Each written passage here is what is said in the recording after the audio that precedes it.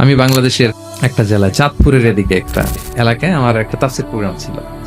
তো একটা সময় আমি খুব প্রত্যন্ত অঞ্চলে যেতাম, রিমোট এরিয়ায়, বিল আর বিল একটা গ্রাম দাওয়াত করছে, তো আমি চলে যেতাম। কোরআনের কথা আমার পৌঁছাইতে হবে সব জায়গায়।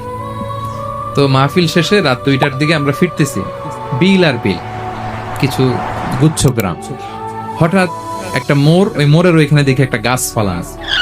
এটার মানে হচ্ছে আশেপাশে ডাকাত আছে, ওখানে ডাকাতি এরকম হয় আর কি, বিল এরিয়াতে গাছ ফেলে রাখে। তো গাছ থাকলে তো আর কোনো সিএনজি প্রাইভেট কিছুই যাবে না।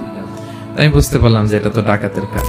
আমি সূরা ইয়াসিন তেলাওয়াত শুরু করেছিলাম। বিপদে বলে সূরা ইয়াসিনের প্রথম 9 আয়াত, এই 9 আয়াত পড়তে আরম্ভ করলাম। ড্রাইভারকে বললাম একটু করে পেছাও।